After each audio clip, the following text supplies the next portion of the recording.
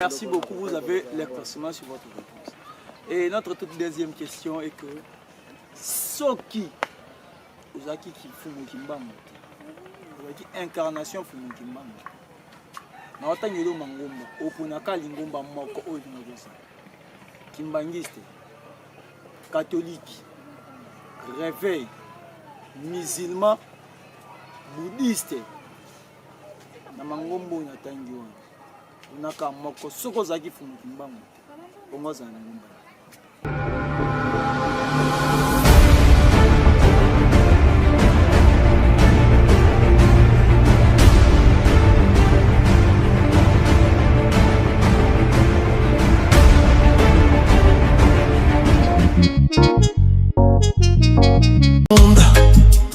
Prôné par les mythomanes labellisés.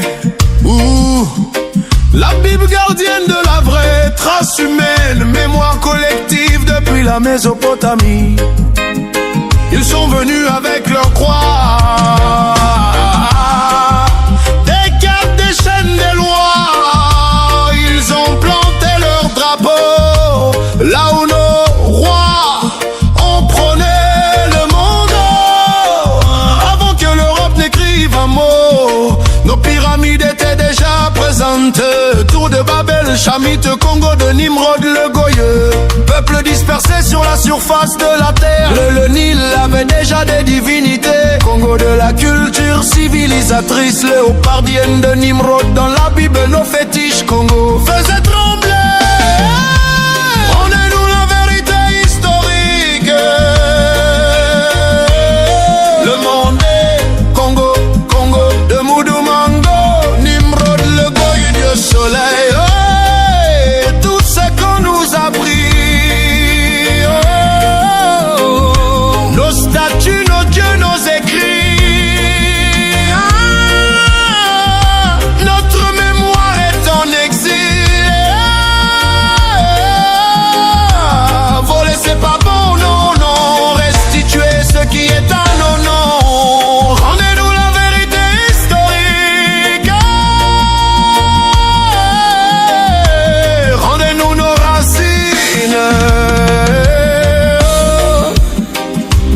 Ils ont mis nos masques en cage, comme des trophées sans visage. Dans leur musée froid, bien rangé, pendant qu'on nous apprend à oublier. La marmite fétiche est brisée, les crânes sacrés exposés.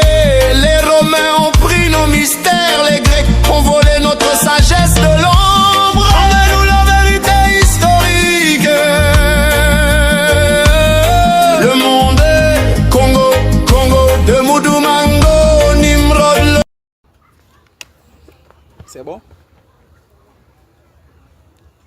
Bonjour mesdames et messieurs, comme je vous avais toujours dit, ce n'est pas une monotonie en fait, mais on essaie peut-être de mettre l'éclaircissement dans la tête de beaucoup de Congolais ou la tête de plusieurs dans le monde, parce que vous vous posez des questions sur la spiritualité. Et aujourd'hui, je me suis encore déplacé. Nous on a toujours l'habitude de faire des descentes sur terrain.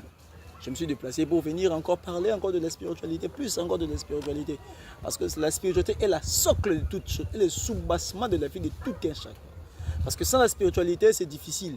Il y a un adage qui, bon, c'est pas un adage, il y a un verset, si c'est pas un verset, c'est que c'est un adage, qui dit, c'est le spirituel qui conduit les physiques. Voilà. Merci pour vous les chrétiens, les croyants, n'importe quel. C'est le spirituel qui conduit les physiques. Tu peux être là, si ta spiritualité elle est faible. Sachez bel et bien que ta spiritualité serait gouvernée par la personne qui est fort. C'est la loi de la préséance. C'est les forts qui dominent le faible. Donc c'est les plus forts qui dominent le plus faible. C'est une loi. Ça a toujours été comme ça. C'est une loi spirituelle et aujourd'hui c'est dans le physique. Et vous verrez qu'il y a de ces personnes qui ont de l'argent. Mais comme sa spiritualité elle est faible, il y a une autre personne qui n'a pas d'argent, mais vu qu'il est tellement spirituel, il est en train de dominer sur la personne, sur l'autre plutôt, s'il faut le dire.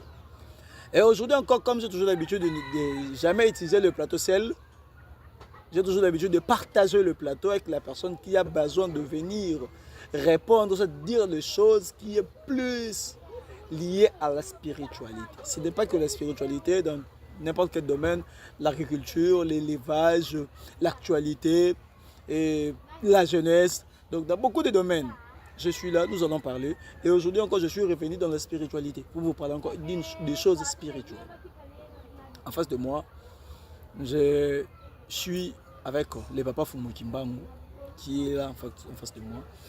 Bonsoir papa, s'il faut le dire. Bonsoir journaliste. Boni papa. Toza kimia. Santé ndenge nini? Santé za kimia. Bandeko pe bazolanda yo, bamsusu bayebi yo te, bamsusu balandaka yo, déjà bamsusu bayebi yo te. S'il faut que se présenter encore pour la bateau bayebi yo te, vous avez 2 minutes pour se présenter. Ngai ndenge journaliste azolakisa bino. Kombo na ngai oyo nga na botama na yango ezali Kani Bine Shabani. Babenga ngai Victor. Donc nalinga ezali quand en français Victor victoire nalinga eza elonga.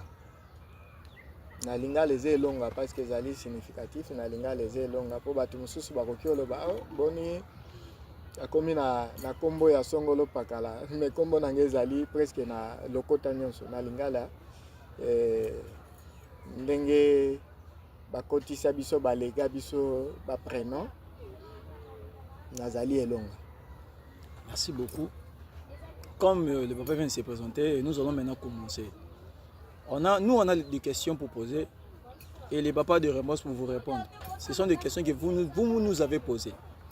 Et je m'étais dit, moi je ne suis pas habitué de vous répondre. Je ne répondre bino. Et en gros, je m'étais dit de descendre, de faire une descente encore sur le terrain pour pouvoir parler avec le papa. Et le papa aura maintenant la possibilité de vous répondre. Parce que moi, je n'ai pas de réponse à vous dire. Parce que moi, je ne connais pas. Les questions que vous avez posées, moi, je ne connais pas. S'il faudrait commencer, merci beaucoup, papa. Nous allons commencer avec la toute première question. C'est quoi notre toute première question? Et je ferai de même pour être bilingue. Déjà, on est des Congolais, donc vous comprenez des bisokak. Je ferai de même pour être bilingue. La première question, c'est que moi, j'aimerais savoir. Moi, avec les gens qui ont posé la question, nous aimerions savoir. À chaque moment que tu vas poser la question, bon, les Kanabanzi là, bon, moi, on a battu collier, battu photo ya papa Fumukimbangu, battu photo ya maman Kimpamvita, battu photo ya maman Mouilou. Bon, na ebité mon am to si jango d'après, ndeba na posa ko zo éclaircissement. Eza mabe, to eza malamu. Eza mabe, oui, to eza malamu, non. So eza mabe, so eza mabe par rapport à oyo. So eza malamu par rapport à oyo. Vous avez 1 minute 30 secondes pour les répondre. Ça va, merci ndenge otuninga imotuna wana. Oyebi sur la spiritualité. Namboka na biso tozaki na bizaleli na biso oyo bakoko na biso bakola na yango. Alors tozali na culture wana te ya kozwa photo songolo pakala ozwi singa otie na kingo omidiembiki elongi to pe eloko songolo pakala ya elongi ya mutu wana. Ezaki culture na biso te za bobiso te. Le contraire na biso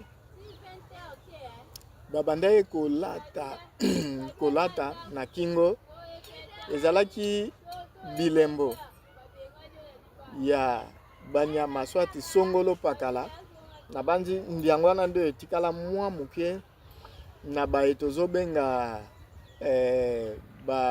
bankumu to pe ba chef coutumier na biso. Okomona ye alati elembo moko ya nyama moko boye songolo ubie pakala nde ezaki bobiso nde ezaki culture na biso oyo bandeko na biso bakoma kotambola na yango nakoki koyebisa yo te ke ezali bien to malamu parce que basaleli yango comparativement na religion moko boye songolo pakala bamoni bango bazolata wana bango d'après bango na organisation na bango pona ko identifier bango pe basali oyo ya bango elongi ya songolo pakala po balata po na ko s'identifie ke bazali lingomba songolo bien bazali lingomba pakala mais ezali culture na biso te mais elingi koloba te inquiétude nange ezali makasi na ndenge nini toa na bana toa na baleki toza na bakulutu bamisusu nazokamwa makasi okokende kokuta ye alati photo ya songolo pakala na kingo na ye. S'il faut le dire, les branamistes bataka photo ya Branham. Malembe. Te totanga bakumo po tobeta kande vebo solo. Malembe. Eza émission en vérité. Malembe te nazoloba soki balobi mutu songolo pakala alati te obiso to mona yango to lobi. Soki balobi branamiste alati photo ya songolo pakala. Yandeko Branham. Yandeko Branham. Donc okomona ye etamboli na ye ezali ko incarner ezaleli yandeko Branham. Nazozonga sima pona koloba inquiétude na ngai ezali boye. Na ba oyo ya biso bobiso na ancestralité na biso tokomona bazwi ba image. Bakoki ozwa image ya Mfumu Kimbangu, bazwi image ya Kimpa Vita, bazwi image ya batu songolo pakala ba oyo bazalaki lokola ndakisa bao bazalaki liboso bao babandaki ko incarner bolamu na kati na bango, bao babandaki kosala bolamu, bao bayaki na etinda ya kolo mokili. Okomona mutu moko boye afandi na kwe moko boye amelaka na ye whisky, amelaka ne likaya nde tobenga bangi, mais okomona azwi alati eloko wana.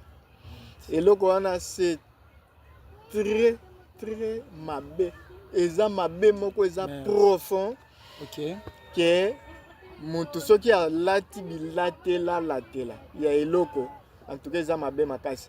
Nakoki kopekisa te ke ozolata boye pona nini parce que bato ebele bakoma kozwa pe accessibilité na mona na bamituka mususu omona mutu azwi atie elongi moko boye ya photo ya songolo pakala azozwa donc olie bazwa ye na image moko bazozwa ye na ba sérénité moko boye na mwa ba logique moko boye. Alors soki mutu a modèle wana olingi o interpeller oko interpeller na ndenge ya brutalité te quand même hein. Ozo interpeller oyebi ke mutu aza na mwa connaissance moko boye. Merci beaucoup. Merci beaucoup, vous avez l'éclaircissement sur votre réponse. Et notre toute deuxième question est que soki ozaki ki Mfumu Kimbangu te, ozaki incarnation Mfumu Kimbangu te, na otangelo mangomba oponaka lingomba moko oyo ngakosa kimbangiste, catholique, réveil, musulman, bouddhiste, na mangombo na tangi wana ponaka moko soko ozaki Mfumu Kimbangu te ongoza lingomba eloko ozoloba na ngai te biso totuni kaka toza na poso komemango na eza motuna ke toza na poso memango na angle ya explication te mais toza na poso opona na bamangomba tu totangeli wana soki ozaki Mfumu Kimbangu te, ozaki incarnation ya Kimbangu te ongozala wapi? Mais c'est les journalistes. Nga na répondaka jamais na question ya oui ou non. Lingomba yoka, lingomba ta moko te. Nga na ninga koza. Merci beaucoup, abonnez-vous massivement. On a eu la réponse. C'est que nous on avait besoin de juste la réponse. Donc, vous savez qu'en face de moi, il y a un homme spirituel qui est en face de moi. L'homme qui connaît la spiritualité, qui maîtrise bien la spiritualité. Et pas une spiritualité maîtrisable. Et c'est vraiment maîtrisable, s'il faut le dire. Atao bisote, awa spiritualité est maîtrisable. Merci, nous continuons en fait avec toutes nos questions. S'il faudrait continuer, la question est celle-ci. Aujourd'hui, on a eu à suivre une émission de l'homme le plus populaire, s'il faut le dire, de la République démocratique du Congo. Actuellement, les journalistes les plus connus, Papa Sango. Il a parlé sur des choses qui est liées par rapport à l'idéologie et à la spiritualité. Il a parlé sur l'incarnation des hommes spirituels dans la politique. Il a parlé, il a dit, on a 4 grands leaders oba marka ba époque na bango. Il a dit tozaki na la première époque, c'est époque il y a ba mobutiste. Pardon, plutôt il y a ba lumumbiste. À l'époque il y a ba lumumbiste. Il y avait les leaders qui se représentaient comme étant Lumumba. Après tu as une époque il y a ba mobutiste. Pendant l'époque mobutiste, il y avait l'esprit de Mobutu qui était comme l'esprit de la leadership. Et après cela, tu as Koya Naba Kabiliste. Après ba Kabiliste, il y a Tshisekediste. Ce sont des grandes écoles. Si le pays ne se développe pas, si le pays n'avance pas, si aujourd'hui on a les choses qui sont arrivées dans l'agression rwandaise, où ils ont continué. Pourquoi? Parce qu'il y a l'idéologie qui m'a dit. Les politiques ont même idéologie pour faire la continuité de l'idéologie. D'après vous qui maîtrisez bien la spiritualité, s'il faudrait lui répondre, au quoi accompagner l'idée naïe, tout au quoi contredire l'idée naïe, parce qu'il a dit, il a des choses à dire. Au quoi c'est un stade de martyr. À côté de ça, le quoi fallait tenda le bac. Azobeta ba arena, azobeta pe ba stade de France. Mais il y a dit que va protéger les caravanes. Et yope, ceux qui ont koloba, au quoi accompagner tout cause à la contre. Wana motuna sotuni. Motuna ya mwa. Okoki koyana. Wana 2 minutes pour na motuna o. 2 minutes eza muke. Parce que eloko wana so pesi 2 minutes eza on dirait otika bato mususu boye na obscurité. C'est que tu as 2 minutes 30 secondes. Eza kaka muke parce que ekoki kozwa mwangonga ebele. Bon, tokende juste lokwa toza na mwangonga muke opesi biso. Ya liboso na pesi longo nya mingi na ndeko journaliste sango. Namoni ke eloko moko boye uti likolo ekoti kati na parce que epesa meli mutu nyonso te. Oyo ezali ko agir kati na ye ezali esprit ya révolution. Et tolobaka révolution bato musu bakantsaka révolution ezali kotumba bapine kobuka ba magasin kosala boye wana eza révolution te. Les vraies révolutions ezali mutu oyo azomona ke etamboli oyo tozotambola na alimate tala esengeli tozonga boye. En tout cas na sepeli mingi na émission oyo sango asalaki par rapport ya système. Namoni entrée ya tata mokonzi ya mboka na biso erakoti abimisi adage moko ou bien opération moko akolobake azwi décision pe mokano alobi ke nazobanda ko déboulonner na ko déboulonner. Alors ko déboulonner wana ngai personnellement na banda ko s'entendre aluka batu ya bwanya parce que bato maele basi basala otobenga fiasco.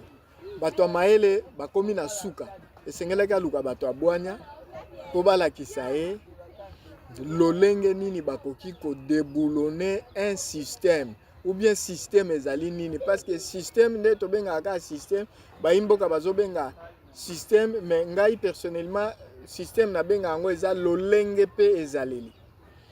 Alors na lolenge pe ezaleli wana ye ou bien ba kibokonzi nyonso oyo ekotaka ba institution nyonso ekotaka etikala ko changer système to tutambola ka na le même système oyo na loba na émission na ngai ya liboso ya koloba ke tozalaka na ndeko moko boye azalaki gouverneur ya ville ya Kinshasa azwaka pe ba fonction kilikili na kati ya mboka oyo alobaka na kati ya mboka oyo na ngonga moko kombona ezalaka Mongoludiaka alobaki eloko moko mboka na biso ba changer chauffeur mais ba changer mutuka te.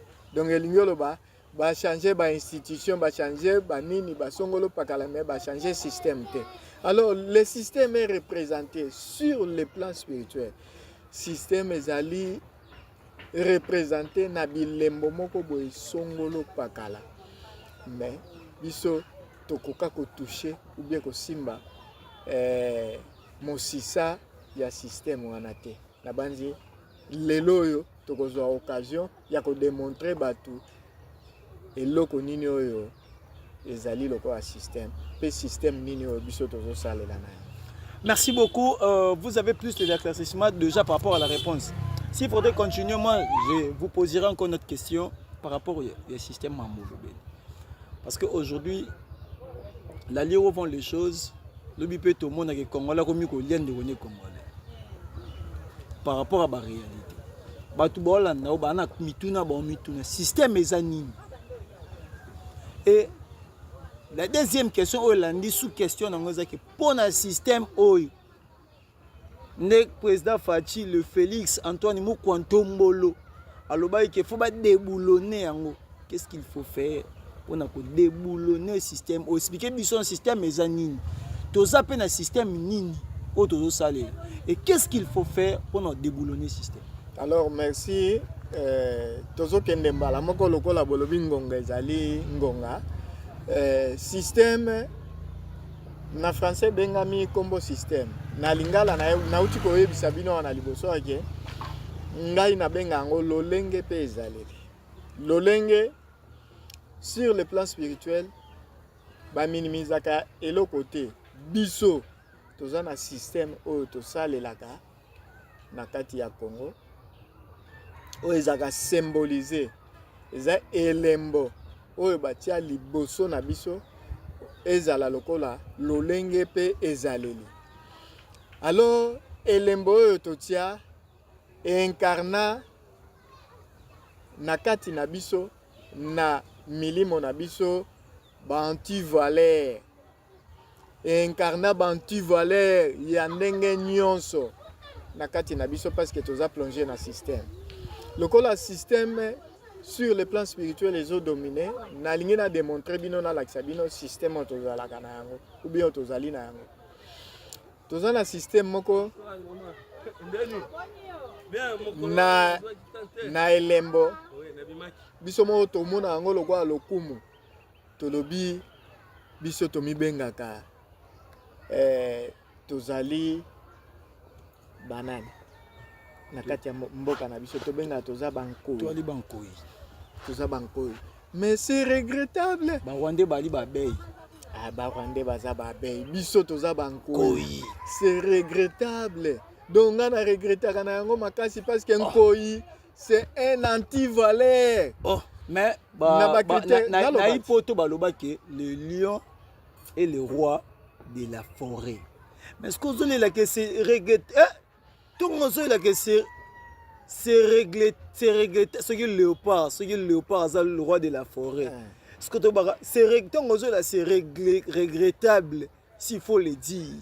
Parce que dans mon lieu, c'est plaindre. C'est regrettable.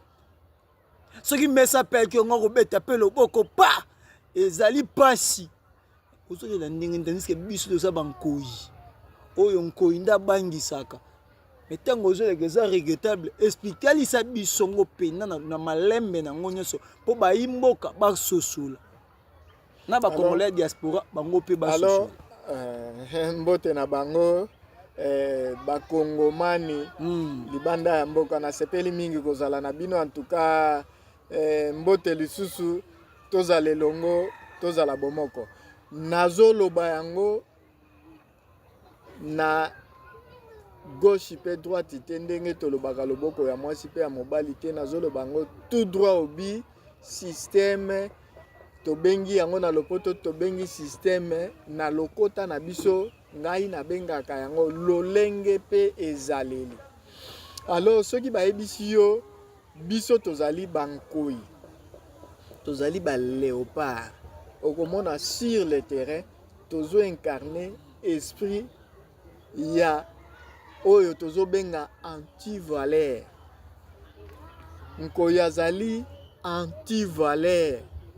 nalingi naloba boye eza eloko oyo totie yango toadopte yango na bainstitution na biso tomoni yango malamu mais baconséquence na yango tozovivre sikoyo yango rwanda babeta biso baconséquence na yango nazoyebisa yo na armoirie na biso toza na nkoi oyo motu moko akoki kodute te na armoirie na biso toza na nkoi toza na makomi moko eza na armoirie na biso bakoma pe justice pe travail tokende sikoyo todécortike tokɔta na bozindo tososola yango bien esika nkoi azali alors batie mibeko moko wana mibeko moko statiko ya koloba ke esika nkoi alobi azali totie justice est-ce ya solo esika nkoi azali justice ezalaka esika nkoi azali totie biyano na bino na se na bacommentaire pe esika nkoi azali est-ce kimi ezali pe ezali pe ekoki kozala te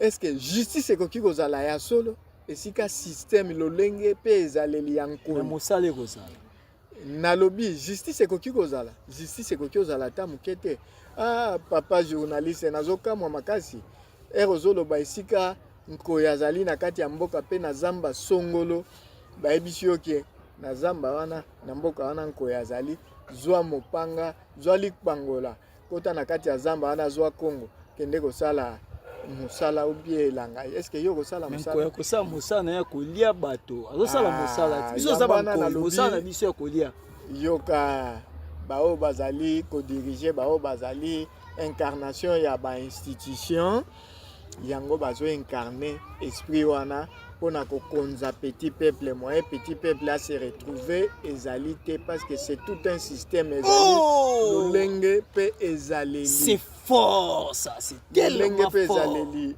nakopesa bango faute te parce que baincarner eloko oyo bango baye kokuta bazwi eloko oyo eza lege na bao baye bazalaki liboso bango babimi lokola bakitani na bango parce que c'est un système ezali très profond lokola ezali très profond sur la spiritualité tokoki kominimize yango keza eloko moko ya moke ya pamba mais tozali censé et obligé ya kochanger système wana po toede na yango mboka na biso toede na yango tata mokonzi na biso ayeba ndenge nini ya kosala parce que spiritualité epesameli na motu nyonso te. Merci beaucoup. Nous courons derrière le temps. Déjà, on nous signale, c'est la dame Gladys, déjà elle nous signale que le temps c'est de l'argent, the time is money.